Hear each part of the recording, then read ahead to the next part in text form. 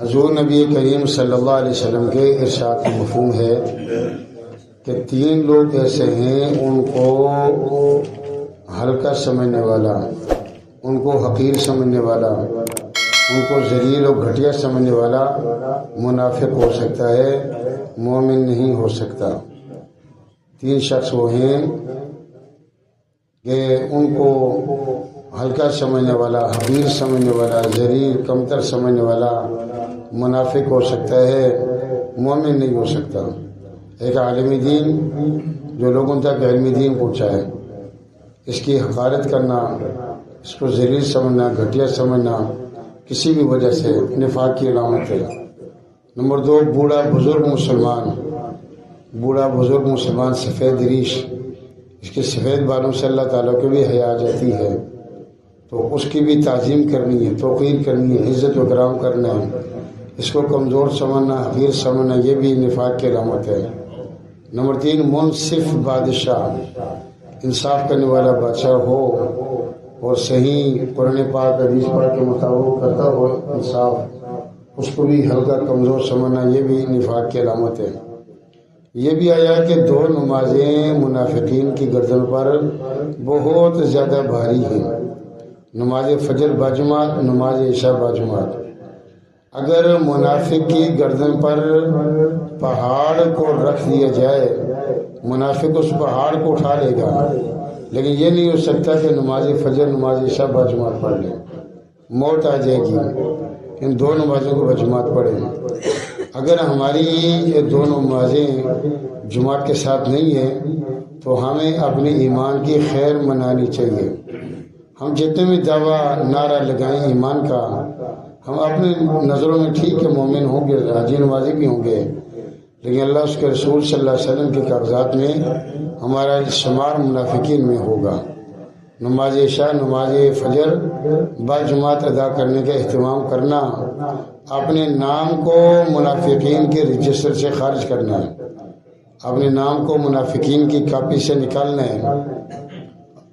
حضرت عمر رضی اللہ تعالیٰ عنہ کے دور میں انہوں نے ایک رجسٹر تیار کیا تھا، حضرت عمر فاروق رضی اللہ تعالیٰ عنہ نے ایک رجسٹر تیار کیا تھا، اس کے اندر نماز فجر کے نمازیوں کے نام لکھے ہوئے تھے۔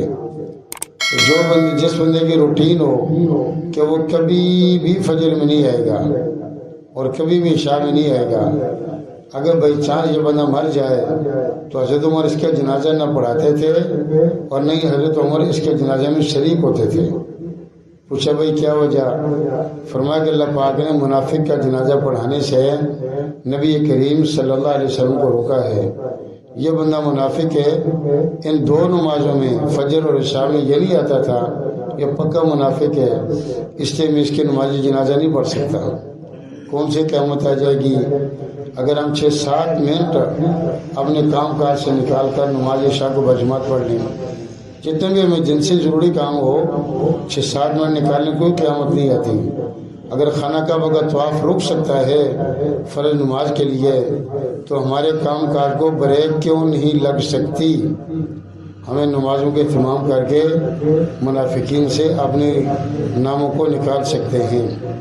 مرتے ہوئے شدید خطرہ ہے، تو اس وجہ سے ان کا خیال کرنا چاہیے۔ فرمایا نبی علیہ السلام نے کہ نماز عشاء جو بندہ باجماعت پڑھے گا، اتنا بڑا اجر ہے کہ آدھی رات قیام کا ثواب ہے، آدھی رات کھڑے ہو کر یہ نوافل پڑھتا رہا۔ اور جو بندہ نماز فجر باجماعت پڑھے گا، اتنا بڑا اجر گویا پوری رات یہ کھڑے ہو کر نوافل ادا کرتا رہا۔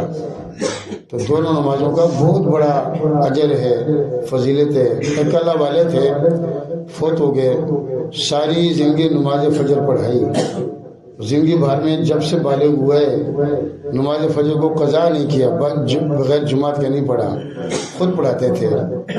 پھر انہوں نے اللہ تعالیٰ سے دعا کی تہجد میں، یا اللہ یہ جو نماز فجر بڑی پیاری نماز ہے، بڑی عظیم نماز ہے، نبی علیہ السلام کا ارشاد ہے کہ فجر کی جو 2 سنتیں ہیں یہ دنیا و دنیا مافیہ سے قیمتی ہیں۔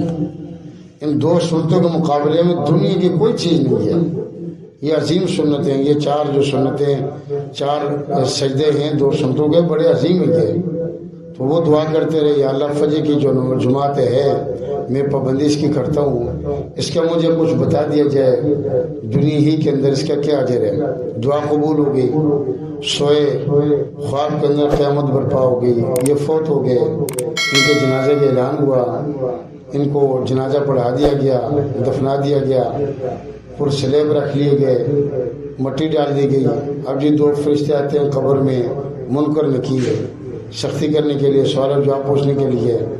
یکدم ایک سفید کپڑوں میں ملبوس عظیم نورانی شخصیت آ جاتی ہے اور فرشتوں کو ڈانٹ کر کہتی ہے پرے ہو جاؤ۔ وہ فرشتے ذرا ہٹ جاتے ہیں، فرشتے کہتے ہیں نحن مامور من اللہ، ہمیں اللہ تعالیٰ کا آرڈر ہے کہ ہم میت سے سوال و جواب کریں گے۔ یہ خوبصورت نوجوان کہتے ہیں کہ مامور ہو تم، لیکن میں سختی نہیں کرنے دوں گا، نرمی سے پیار سے سوال کرو، جاؤ۔ جہاں میت کو مشکل پیش آتی ہے، فرشتوں کا ہاتھوں سے کاپی لی اور پنسل لی، اس نوجوان نے میت کی طرف سے وکالت کر کے ٹک ٹک کر کے یہ اس کا جواب ہے ان کو بھیج دیا۔ تو پھر انہوں نے قبر والے نے دیکھا کہ پاؤں کی جانب ایک اور خوبصورت نوجوان کھڑا ہے، تو انہوں نے پوچھا کہ بھئی یہ سر کی جانب کون ہے جس نے فرشتوں کو واپس بھیج دیا؟ میں پہچانتا نہیں، دیکھا بھی نہیں کبھی اس کو۔ اس نے کہا کہ میں تمہاری نماز فجر کی بجماعت ہوں، جو تم نے دعا کی تھی وہ دعا قبول ہوئی ہے کہ تم نے سارے دن کی نماز فجر کو نہیں چھوڑا، تو آج قبر میں ہم تنہا تمہیں کیسے چھوڑ سکتے ہیں؟ فرمایا کہ پاؤں کی جانب کون ہے؟ فرمایا فجر کے بعد جو روزانہ قرآن کریم کھول کر پڑھتے تھے یہ وہ عمل ہے۔ تو فجر کے بعد روزانہ 2-4 منٹ کے بیٹھ کر قرآن کریم پڑھنا۔ ابھی ٹھیک ہے ہماری نیند ضائع ہو رہی ہے، آنکھیں بند ہوگی پھر پتہ چلے گا۔ حضور نبی کریم صلی اللہ علیہ وسلم کا ارشاد ہے بشر المشائین فی الظلمات، کہ 2 اندھیری نمازوں میں مسجدوں کی طرف کثرت سے جانے والوں کو جنت کی بشارت ہو۔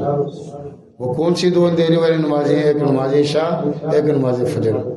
باقی 3 نمازیں تو تقریباً ہر بندہ پڑھتا ہے، لیکن یہ نمازیں اندھیرے میں ہوتی ہیں، اٹھنا مشکل ہے، چلنا مشکل ہے، نیند کا قربان کرنا مشکل ہے، گرم بستر چھوڑ کر جانا مشکل ہے۔ یہ بڑی ہمت والی کام ہے، لیکن اللہ تعالیٰ جس کو توفیق دے دے۔ قرآن کریم کہتا ہے وَإِنَّهَا لَكَبِيرَةٌ إِلَّا عَلَى الْخَاشِعِينَ، نمازوں کی پابندی کرنا بہت گراں ہے، بہت مشکل ہے، لیکن جو خاشعین ہے، خشوع کرنے والے، ان کے لیے کوئی مشکل نہیں ہے۔ نمازوں کا ایک نشہ ہو، جماعت کا ایک نشہ ہو کہ میں جب تک بعد جماعت نماز نہیں پڑھوں گا مجھے چین ہی نہیں آئے گا، مجھے سکون ہی نہیں آئے گا، مجھے اطمینان ہی نہیں آئے گا۔ افسوس کی بات یہ ہے کہ ہم بڑے لوگ جب تک فجر اور عشاء بجماعت نہیں پڑھیں گے پھر بچوں سے کیا توقع امید رکھیں گے بچے ہمارے نمازی ہوں؟ یا ابا ہی نہیں آ رہا تو پھر وہ بچے کیسے آئیں گے؟ ابا نمازوں کی پابندی کرے گا، مسجد میں آئے گا، بچوں کی انگلی پکڑ کر لائے گا، تو یہ خاموش تبلیغ ہے۔ ایک وقت آئے گا کہ بچے بھی باپ کے ساتھ ساتھ مسجد میں آئیں گے، اور ابا ہی نہیں آتا تو بچے کیسے آئیں گے؟ یہ بچوں کی تربیت کرنا والدین کے ذمہ فرض عین ہے، تب یہ بچے نعمتیں اور رحمتیں، ورنہ یہ بچے قرآن کریم 28واں پارہ اللہ فرماتے ہیں انما اموالکم واولادکم فتنہ، یہ اولاد، یہ بیٹے تمہارے لیے فتنے ہیں، تمہارے لیے آزمائش ہے۔ آپ جب ان کی تربیت قرآن حدیث کے مطابق نہیں کرو گے، ان کے لیے دعائیں نہیں مانگو گے، ان کو سمجھاؤ گے نہیں، تو یہ اولاد آپ کے لیے آزمائش ہیں۔